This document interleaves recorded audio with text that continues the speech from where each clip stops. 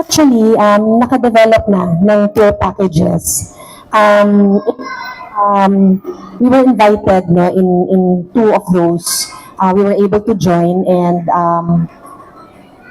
maka-proud no, of what we have, like me being part, being a Dabawenyo, being part of all of this.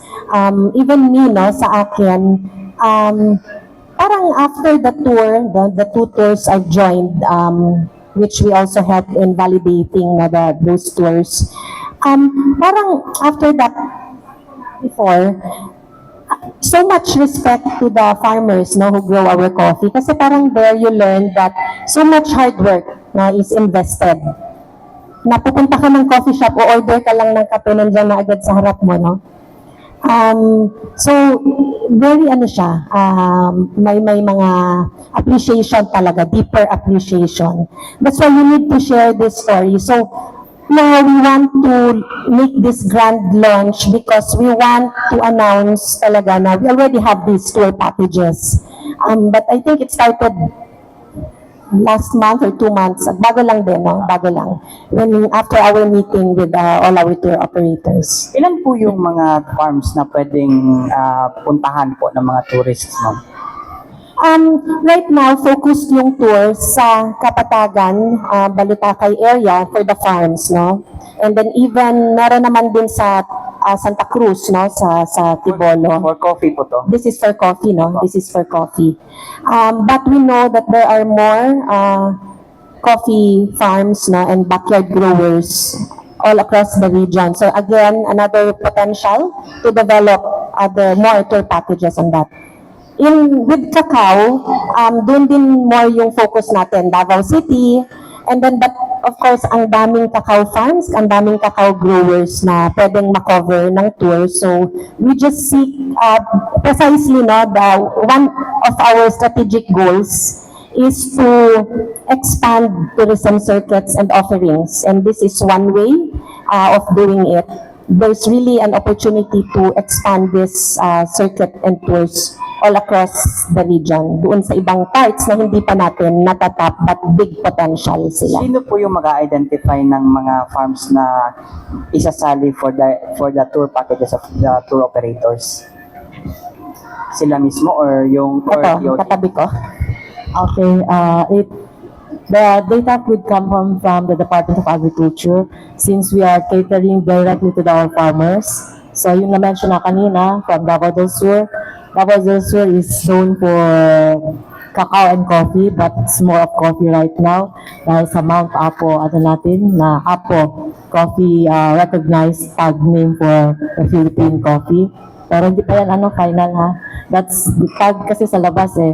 Pag sinabing Apo Coffee, it's a Philippine coffee ang sinasabi. But it's still ongoing. The other thing, on the data, it's very open kasi farmers namin, Farmers Association, and even farmer member individuals po recognize ang kanilang pagiging industrious, pagiging masipag, at pagiging innovative po. They are not relying so much on the government's assistance actually. Na-apply natin yung PPP, yung private public partnership natin. So we have coming from the private sectors, guiding them, especially on the technical aspect, and even how it will be more innovative po sila when it comes to their practices on the ground po. So we can provide all the list po. Pero yung mga farms na interesado na masali sila sa tour package, ano po yung gagawin na? Are they going to apply for invitation? We will be recommending kung anong gusto ng criteria po ng ating Department of Tourism. Then from there, we will provide them the data which will apply to their requirements po. Kasi last time parang yung city tourism is parang may inorganize sila na tour and then kasali yung farm tour. Actually, yun ang pasimuno sa kabila. So, Okay. actually, na-try namin yung mag-tour doon sa Grand Verde. So, is it the same idea niya? We have tour packages of being offered, no? So perhaps yung sa Davao City, is that a farm trip? I'm not sure if that package is being sold already, but definitely our city tourism office, na both sa mga provinces and our Davao City, always working together naman yan, no, with our private sector, precisely so that we can do this, no, we can develop more types of tours, and we do recognize the vital role our local government unit and government agencies, and of course our private sector na that they play. That's why by working closely together, we definitely align our resources and all our efforts. And it's really through collaboration that we can properly implement our programs, no, and projects, and then thereby create lasting impact. So, eto tayo, no, we're really thankful that we have everyone here that we can work closely with in terms of developing more tour packages and thereby optimizing the tourism potential of the region. For you, para ma-develop palalo yung coffee, cacao and coffee. Unan si Okay. It is important that we get to recognize the deep tradition of Filipinos in drinking chocolate. So, ibig sabihin nito, way back even before the times of the Spanish. We've been doing tablea already. We've been doing because they introduced it to us. So you have a very rich culture, and the Filipinos are really chocolate eaters and drinkers. And this is what we are leveraging on. Na hindi lang tayo para doon sa export, pero i-develop natin talaga yung markets. Especially dito sa domestic market natin. Ngayon, it would also be important with this type of activity and with us launching this thing. I do hope that our regional development councils, our local government units will also take off from here, that i-promote din natin ito dahil sa ito yung magpo-propel ng domestic consumption ng ating chocolates. Kaya nga, actually 3 weeks ago, we had a meeting and with the Davao Region Cacao Council, and we will be coming up with some resolutions urging our government to really promote cacao, not only as a crop but also for consumption in our tourism establishments and restaurants that we use local cacao, and for people also to buy more cacao locally. So yun yung mailas yung impact ngayon dito. Ito, ano lang siya, parang start siya, pero malaki yung nagiging impact nito para dun sa ating industriya. if this will be successful, sir, no, tingin ko magsasucceed talaga tong program na to, no. Are there any possibility of expansion of more land areas of cacao plantation and production volume mas tataas po ba? Are we expecting that? Definitely. Because, Davao has always been the template for cacao industry development. And when they see that Davao is progressing in this aspect, then it is not only here in our region, pero lahat ng mga areas din na may cacao, gagawin din nilang template itong gagawin natin dito sa Davao. Thank you, sir. How about the coffee? Same question po, sir. The Davao Coffee Tour will give an opportunity for awareness to our consumer. We always ask kasi, why is coffee expensive? And then they don't know the process of a coffee has been through. So it's very underappreciated to some commercial types businesses. So it's a very important tour for them to be educated and for consumer also to be educated.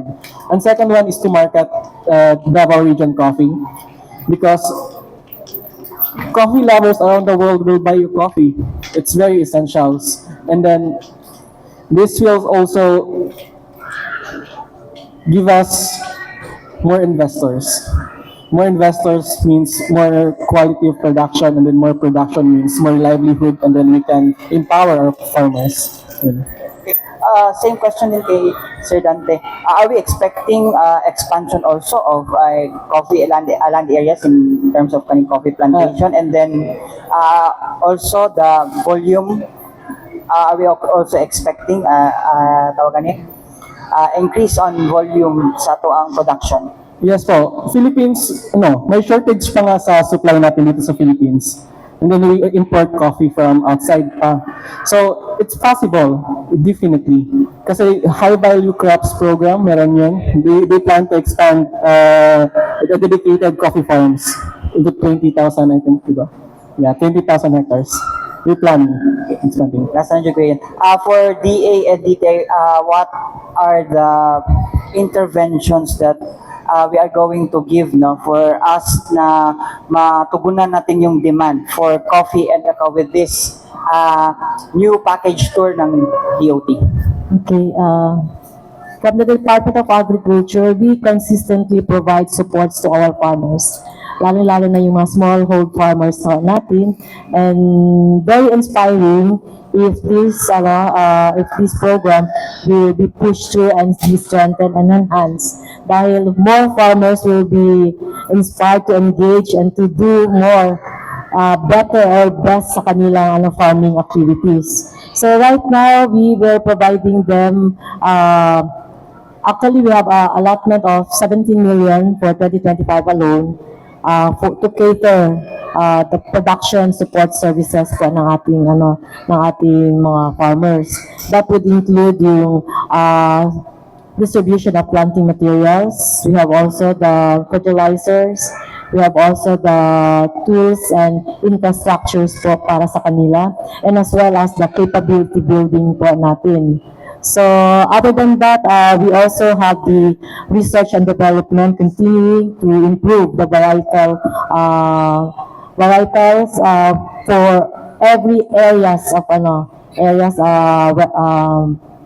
zone for the coffee and cacao as well.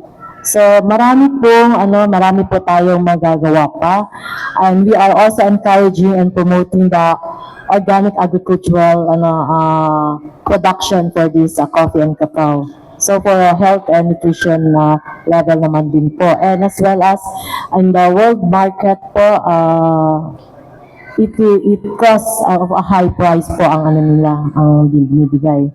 So with all of these interventions po ng Department of Agriculture, that is only under the regular programs po namin. Other than that, we also have the special programs, which is a World Bank assisted naman din po. PRDP. Yes, we have the PRDP and the MIADP. Dalawa ho yan. So actually, there's another one coming up sa European also. Pero later na lang kasi i-launch namin yan.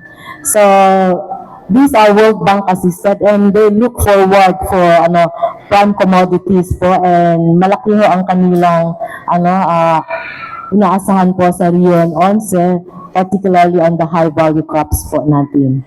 So yun po. Follow-up ko lang ma'am, yung 17 million, is it for coffee alone or Yes, both both po yan. cacao and coffee? Yes po. Other than that, we have the 130 million po that is alone for PRDP. Pero we're coming up with another one kasi yan pa on deck for the release of the funds. The other one in MIADP, upcoming pa, bago lang po talaga sila ng kanilang RPAB. So hopefully, full force po ang support po natin sa ating mga farmers po on this aspect. Thank you. For DTI po. Okay, Ate Romy.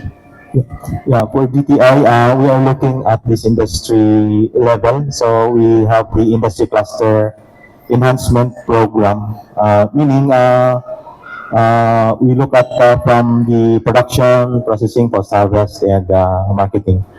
And very specific project, foreign assisted project that we have is the Rapid Growth Project. That's IFAD funded for 4 clusters. Including cacao and coffee. And I realized that for cacao, I think for the past 3 years, we have already distributed about 1 million seedlings. Now, for the first time, DTI is into production under this rapid growth project, and also with the coffee. And for as it is a complete value chain package, we have also shared service facilities. For the past 5 years or so, we have been distributing shared service facilities, more of cacao and coffee. And these are post-harvest processing, tablia making, mga chocolate making, etc. So these are for our MSMEs, no? So it follows from the production from the Farmers Association. Our support is also for our MSMEs and even some of the anchor firms connecting with the market. And this is a new model now because as Toto Moico said, maybe it's not all for export, but the domestic market is so abundance, and just connecting our produce. And now we have the opportunity for our tourists and communities to inform and be aware of the whole process of producing coffee and cacao products. And more of our regular interventions for MSMEs are, of course, improving their packaging of their product development, the quality, and entrepreneurship of farmers, because sometimes as farmers, they also need mindset of being an entrepreneur, no? And having said that, perhaps our tour will reverberate to other products in the community. So it's not only coffee, you drink coffee, but in the community, there are products such as this, food, their local food, their beadworks, and other products of the community. So it's just a come on for cacao and coffee, their tradition, and stories are come on. So we have entrepreneurs do this and package so that it is more inclusive and sustainable. So on the part of TK, hindi lang makaka-benefit yung cacao and coffee, but other products within the community. And other products. In fact, I would like to suggest to the package that perhaps if in the province or in the city there are OTOP hubs or pasalubong center, that can be part, no, of the tour, because nandun yung finished products, not only cacao and coffee but also other products of the province or the region. Okay, thank you po.